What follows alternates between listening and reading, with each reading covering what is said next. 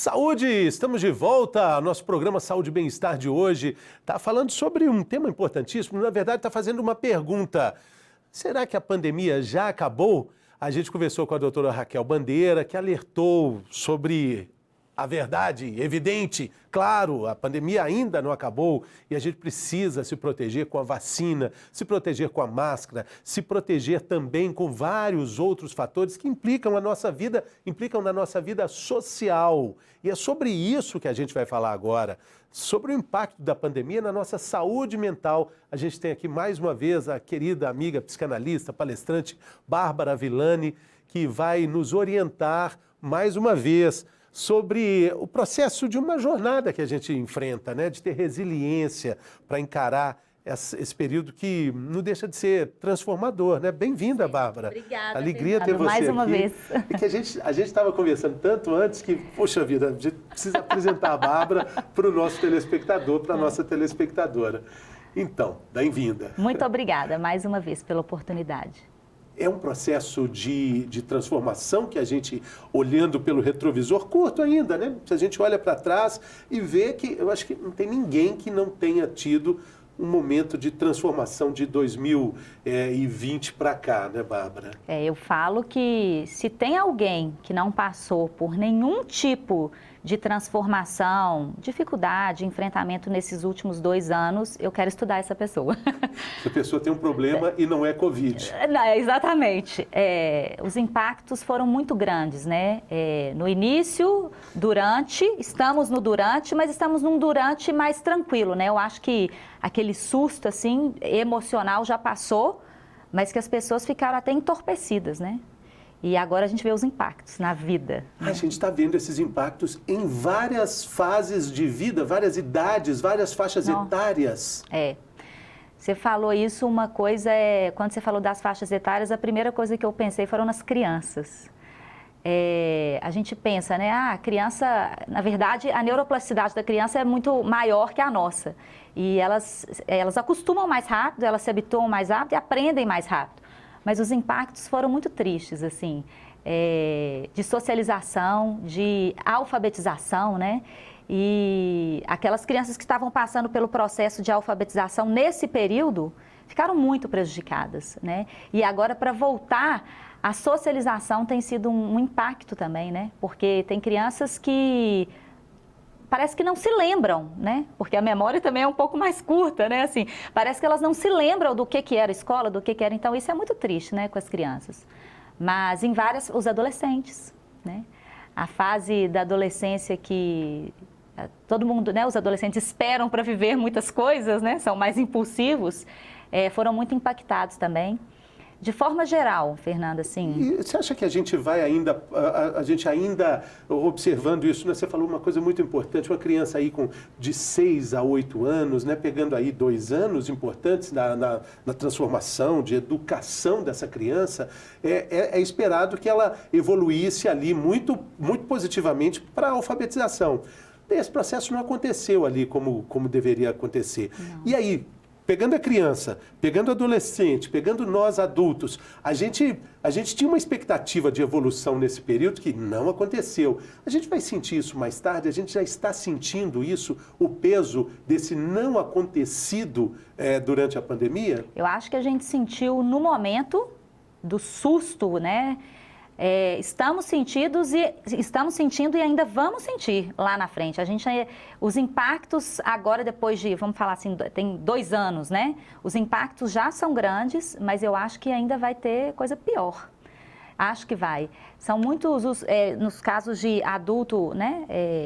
Os casos de transtornos de ansiedade e depressão aumentaram consideravelmente. Tem muitos estudos que já fizeram, né? Principalmente na comunidade médica, que ficou ali, como a Raquel, né, anteriormente, ali na linha de frente, casos de transtorno de estresse pós-traumático, né, vários, E para quem não é da comunidade médica também, né?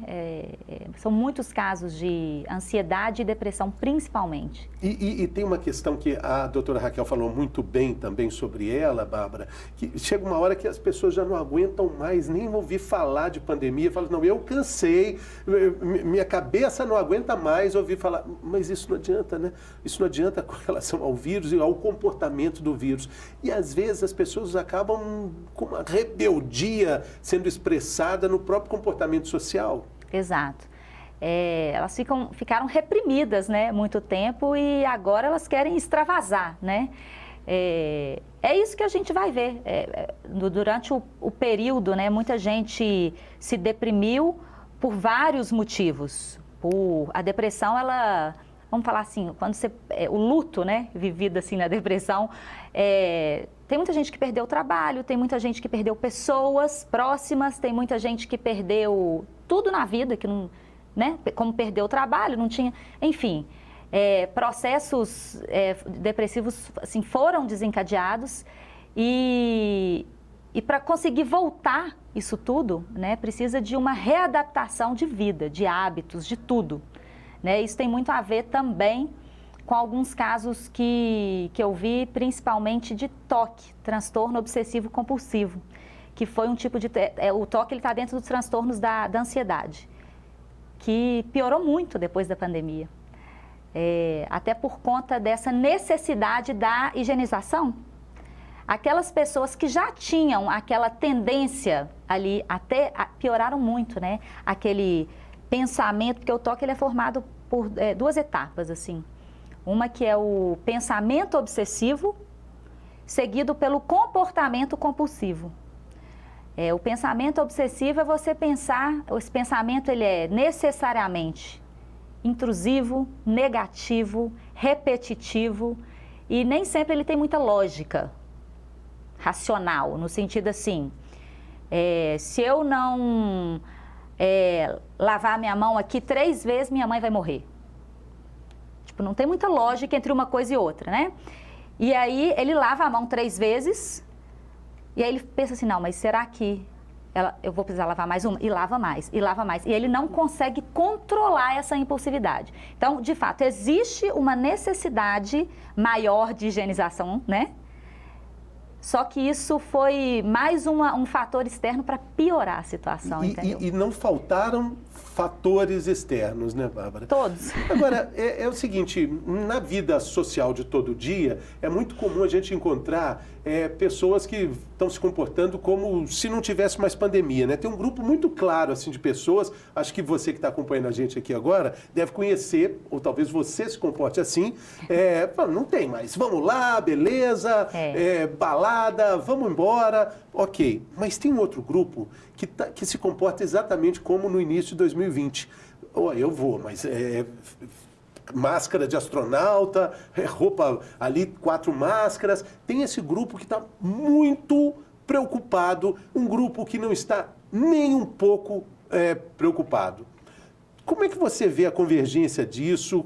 Onde que está? Não vou dizer quem está certo, quem está errado, mas a gente está vendo essa polaridade, Sim. não está? São personalidades diferentes, né? São tipos de personalidades diferentes que se manifestam em comportamentos antagônicos, assim. E não existe, importante ressaltar, assim, os transtornos de ansiedade e a depressão, eles são bem democráticos, tá? Em termos de acometimento. Claro que aquela pessoa que está sempre mais preocupada, mais alerta e tal, pode ser que ela seja... Eu falo que os transtornos de ansiedade em geral, eles acometem aquelas pessoas que já têm uma ansiedade de base, ali na personalidade, tá? E as pessoas que têm um transtorno, né, da depressão, seja de qual tipo for, em qual nível for, elas também têm um padrão de personalidade que exige mais acometimento, né? As pessoas muito autocríticas, as pessoas que se entristecem com mais tristeza, as pessoas que não aceitam a ajuda dos outros. Então, existe um padrão ali de comportamental, de personalidade que favorece, né, esses acometimentos. E essas pessoas que são mais livres, assim, elas podem ser acometidas da mesma forma. Sim, sim.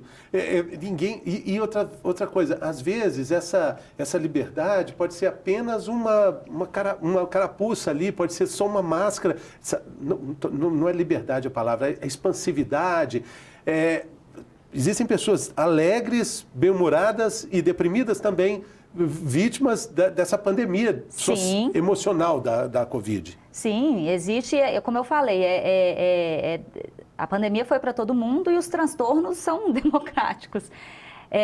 As pessoas que... Eu vejo assim também, as pessoas...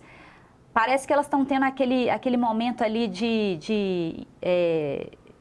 como que fala? De libertação, sabe? Assim, elas ficaram muito reprimidas. E se você for pensar nisso neurobiologicamente, a nossa vida normal ali, a gente busca por recompensas, prazeres ali o tempo inteiro. E a partir do momento que um fator ambiental te proíbe de ter vários prazeres, quaisquer que sejam, você vai inibindo ali aquelas vias dopaminérgicas ali para essa busca do prazer. Então, na hora que melhorou um pouquinho a situação, é meio que a pessoa fala assim, não, agora eu não quero saber de mais nada. E vai em busca desse prazer, independente do que seja. Seja sair, seja beber, seja encontrar com o pessoal, seja aglomerar, o que for, sabe? É meio que uma libertação mesmo. Você tem visto isso na sua visão de consultório, assim? Essa busca, ela está evidente? Isso, inclusive, olha que engraçado, Fernanda, assim, o prazer, cada um tem um, né? Cada um busca em alguma coisa. Tem gente que é na comida, tem gente que é na bebida, tem gente que é no sexo, cada um busca numa coisa. Na atividade física, o consumo, por mais que a inflação esteja, né, alta desse jeito, a economia esteja em uma situação muito difícil, o consumo de luxo aumentou muito. Olha que loucura isso. E é uma das formas de recompensa, dessas vias de busca por recompensa, né? Que cada um tem uma. Então... E até também a percepção de que a vida ficou mais visivelmente finita.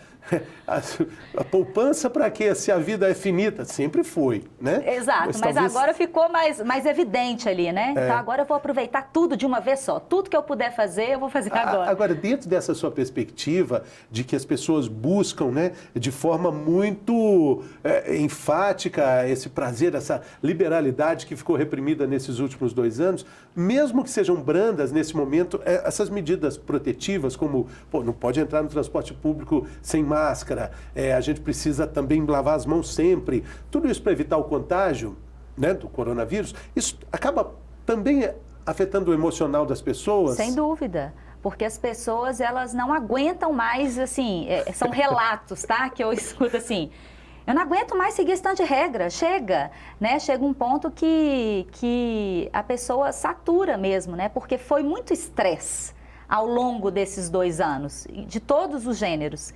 E cortisol no corpo. Então, chegar agora, elas querem a dopamina mesmo para contrabalancear aquilo ali, aquele cortisol, né? Então, o estresse, esses traumas que vão se acumulando, eles acabam... Quais as consequências deles? Você está falando aí, dopamina, cortisol, isso tudo vai inundando até o nosso sistema de defesa. Sem dúvida.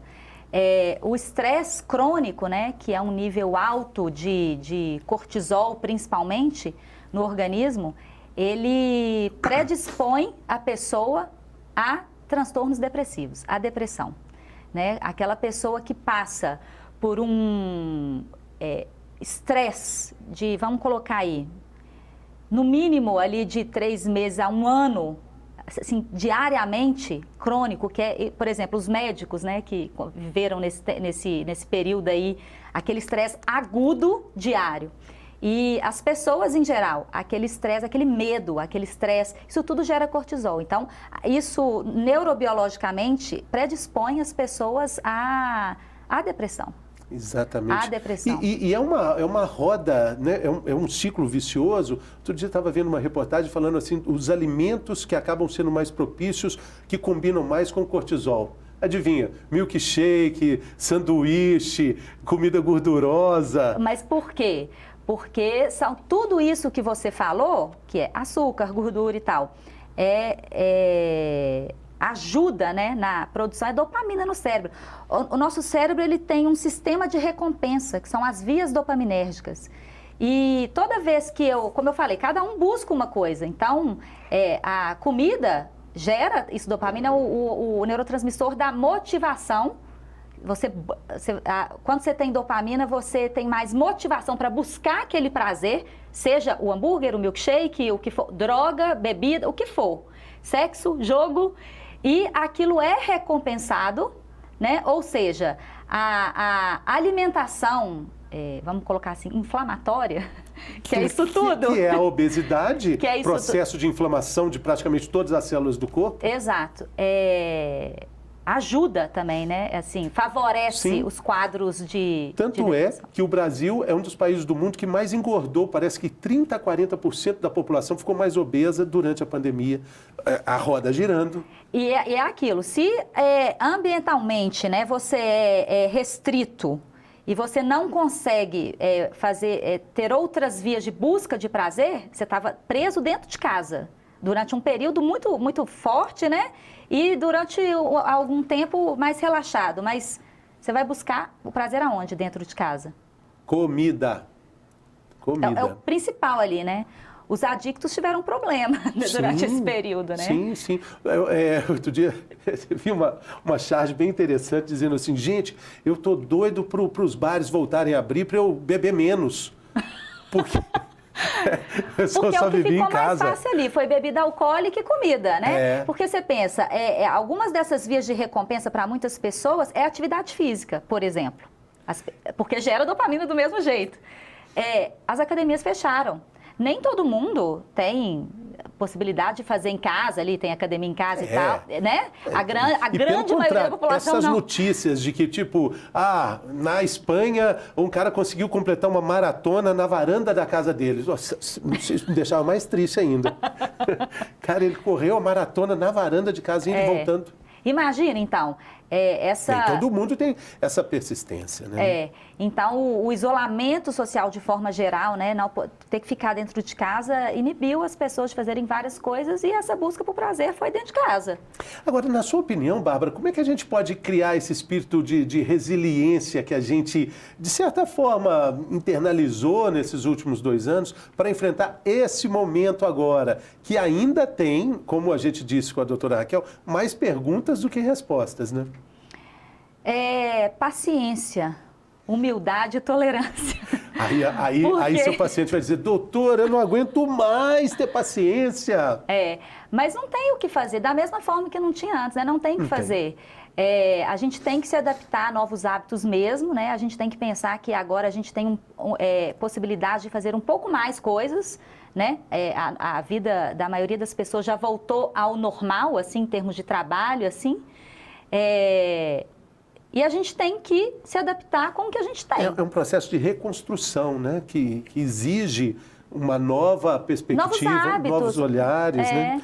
Agora, você tem uma visão muito holística, muito completa do seu paciente, do seu trabalho. E na sua visão clínica, você percebe que várias outras doenças acabam ficando relacionadas com essa questão da saúde mental. Você consegue, claro, como psicanalista, você não vai dar o diagnóstico, mas você observa o aumento dessas, não sei se a palavra seria comorbidades. Em que sentido? Assim? Ligadas à Covid. Não só da questão de crise de pânico, do toque que você acabou de dizer, mas problemas físicos mesmo. Queda de cabelo que começa a aparecer. Sim, sem dúvida, sem dúvida. Queda de cabelo, eu estava até comentando com a Raquel aqui anteriormente. O que eu vi, as pessoas...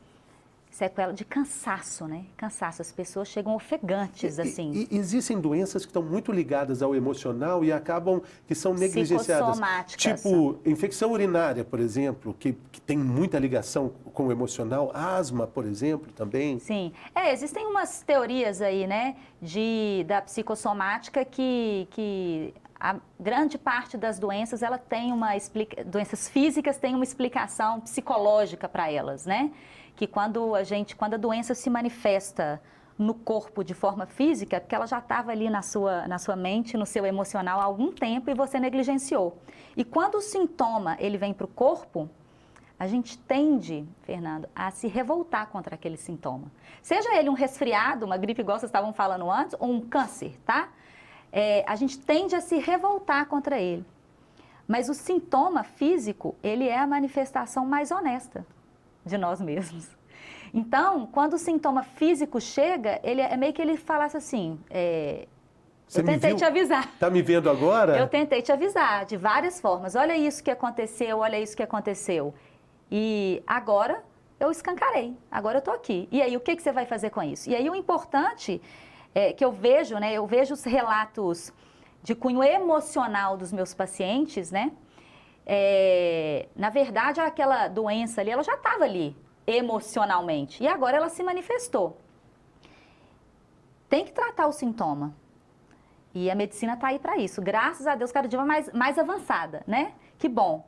Mas se a doença não for apenas... se a gente só lutar contra o sintoma físico e a gente não conseguir transmutar essa doença, que é entender por que ela veio, caso tenha, de fato, uma explicação emocional, o que ela veio me ensinar? Não é por que eu estou com isso, para que eu estou com isso? Eu acho que isso aí é uma aula fantástica para você entender o seu processo interior, o seu processo pessoal na trajetória. Autoconhecimento, né? E até para ajudar familiares e amigos que também, como você disse na abertura, não tem ninguém que passou ileso. Não. E é isso aí. E o meu trabalho é esse, tentar fazer as pessoas refletirem um pouco sobre elas mesmas, né? Porque uma coisa eu acho que foi uma coisa que ficou bem clara para mim ao longo dessa pandemia também. Foi uma grande oportunidade de todos nós refletirmos sobre nós mesmos, porque a gente tinha tempo, né, para fazer isso, e a gente não tinha distrações, né, de qualquer gênero. Então, quem teve olhos para ver, conseguiu perceber isso. E outra coisa, Fernando, a espiritualidade também chegou para muita gente, sabe? Que independente da religião, cada um com a sua, cada um crendo no que faz sentido, né? Mas a espiritualidade, de forma geral, ela se manifestou aí na vida de muita gente, né? As pessoas conseguiram ficar mais próximas, assim, da espiritualidade de alguma forma. De certa forma, isso foi um ganho, assim como os médicos, infectologistas, como a doutora Raquel, que a gente está aqui falando dela também, né? Muito, porque a entrevista dela foi fantástica no primeiro bloco. Assim como ela falou da herança que fica de lavar as mãos, de entender que o álcool em gel está ali à disposição, vamos usar, da percepção da máscara como um cuidado com o outro, até de empatia com a situação. Eu acho que do lado que a gente está dizendo aqui de saúde mental, esse encontro inevitável que a gente teve com a gente mesmo, é um pouco dessa herança pandêmica, sim, entre aspas, positiva. Sim, eu acho que sim. Foi uma grande oportunidade da gente olhar para dentro, né? Porque é muito comum a gente olhar para fora e projetar tudo para fora. É mais fácil, né? Você colocar a culpa no externo do que na autorresponsabilidade, né? Sobre aquilo. E agora a gente, vivendo a vida normal, a gente precisa resgatar um pouco daquilo que foi, né? De como é que, olha... O que aconteceu ali? Garimpar essa jornada que a gente viveu nesses 2 anos, isso também pode ter coisas muito positivas, né? Sem dúvida. Eu acho que para quem está disposto, né, a refletir mesmo e a evoluir como ser humano, né, tanto no campo físico, emocional, metafísico, o que for, eu acho que nós tivemos uma grande oportunidade, né? Assim, num ponto de vista otimista, assim, da pandemia, eu falo que, como eu falei, né, muita tristeza. Eu perdi meu pai, né, de Covid. Foi uma das primeiras pessoas, eu acho, que pegou aqui, eu estava comentando com a Raquel. Então, eu sou prova viva aí dessa tristeza. Mas eu acho que a gente consegue tirar muita coisa boa para nós mesmos, sabe, de reflexão. Exatamente. E muitas pessoas perderam, assim, parentes queridos, como o seu caso, né? Mas perderam também esperança, perderam o emprego, como a gente disse aqui, sonho, projeto. Né? É uma vida inteira que rui ali, que precisa ser reconstruída também. Precisa. E toda vez que a gente fala em perda, independente se é a perda de um ente querido, se é um trabalho, uma casa, uma condição social, uma condição financeira, a gente fala em luto, né? Que é uma perda. E para a gente trabalhar o luto, a gente precisa passar por todas as etapas de reconhecimento desse luto, né? E o luto também está muito envolvido com o processo depressivo, né? Independente da perda que você teve, a chance de você manifestar em um quadro de depressão é muito grande. E o que é mais importante é entender tudo isso e perceber que, tema, título do nosso programa de hoje, a pergunta, a pandemia já acabou? Então, falando tudo isso de lindo que a Bárbara falou aqui agora, a resposta é, entendeu isso tudo? Mas entende também não acabou. Que não acabou. Não acabou.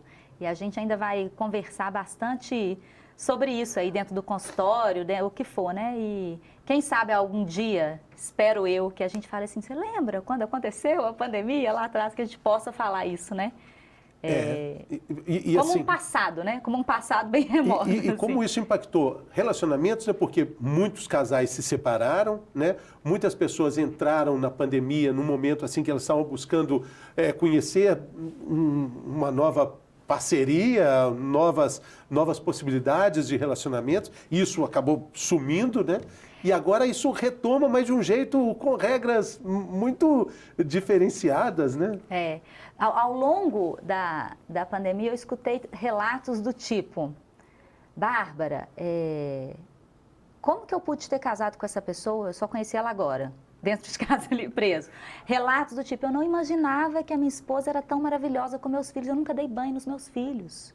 E agora eu tenho a oportunidade de estar com eles, assim. Então, assim, teve muita coisa boa também, né? Teve muito divórcio? Teve.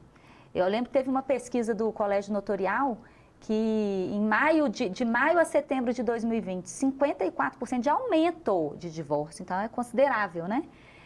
Mas é aquela coisa, se já não estava bom ali antes, foi só a gota... E para os solteiros e as solteiras que enfrentaram a pandemia com essa altivez que você recomendou aqui, a chance de um reencontro, de uma nova parceria, fica mais fácil, porque Sim. O mais importante a pessoa já fez, ela se conheceu, ela se olhou, né? E agora consegue ainda buscar uma pessoa mais próxima ali, né, Porque também falta a gente falar aqui, para a gente caminhar para o encerramento, do impacto que as redes sociais tiveram nisso tudo, até no processo de autoimagem, né? E esse autoconhecimento que a gente está falando que é tão importante, teve uma interferência muito grande do posicionamento que as pessoas enxergavam delas próprias ou de outras pessoas nas redes sociais. Eu falo, Fernando, que as redes sociais, elas são, você sabe, eu sou, né, usuária, né, eu sou muito assídua na minha rede social. Fala seu Instagram aí, então, pro nosso. Bárbara, 2 underlines, Villani com 2 L's e 2 N's. E eu acho que as redes sociais são ferramentas maravilhosas, se bem usadas, de forma adequada, né? Para quem sabe usar e para quem realmente sabe usar, usa de forma adequada, é maravilhoso. Mas, infelizmente, a grande maioria, a rede social é um grande fator para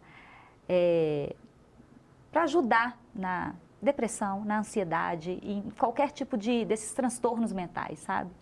A gente vê muito isso, a comparação, o autojulgamento, e não é legal. Na sua grande maioria, as redes sociais para a saúde mental não é um fator que contribui, sabe?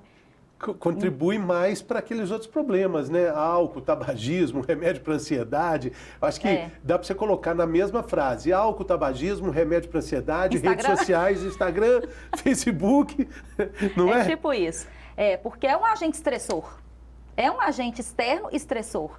Porque a pessoa, ela fica ali se comparando com a vida do outro, e a vida do outro que está ali é o palco, não é o bastidor. Você nunca conhece o bastidor, você só conhece o palco.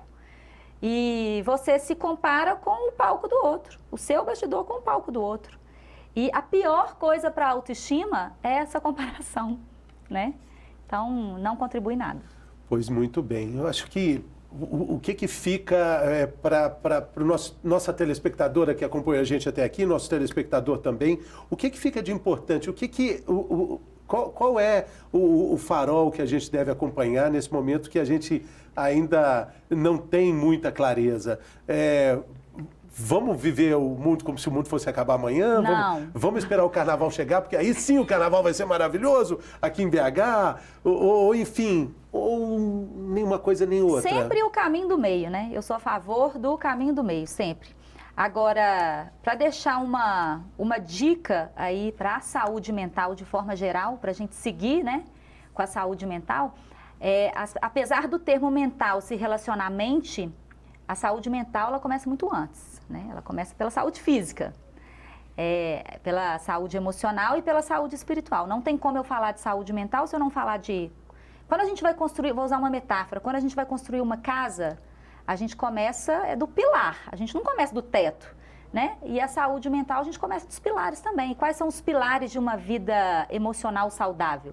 Sono de qualidade, atividade física e alimentação saudável, né?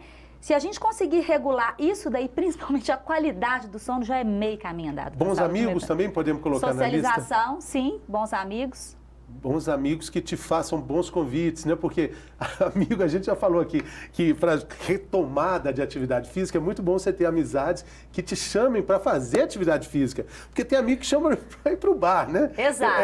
Você tem que ter os dois tipos. E se você já tem aquela tendência ali, né, para aquele vício, então assim, corta esse amigo, deixa esse amigo um pouquinho de lado. Ou então tenta convencer o amigo para ir correr com você, para caminhar, né? Bons amigos são sempre fundamentais. Essa lista é ótima. Bons amigos, o bom sono. Sono de qualidade, atividade física e alimentação, principalmente anti-inflamatória, né? E atividade física é dentro da sua possibilidade. Não precisa virar triatleta, não precisa correr uma maratona. Sim. Pode começar dando uma volta no quarteirão, que isso já te tira do sofá, né, Bárbara? Sem dúvida. Bom, eu acho que foi ótimo aí. Demos boas dicas para a gente entender que a pandemia não acabou, mas que o mundo também não acabou. Não. Graças a Deus. Obrigado, Bárbara. Valeu demais. Volte sempre, sempre bem-vinda. Muito obrigada. O nosso Saúde e Bem-Estar vai ficando por aqui. Acompanhe a nossa programação pelo canal no YouTube. Já viu lá? Todos os programas estão por lá. Você pode rever, pode voltar, pode ver de novo, pode indicar, pode compartilhar o nosso conteúdo e interagir também conosco pelas redes sociais. Até a próxima!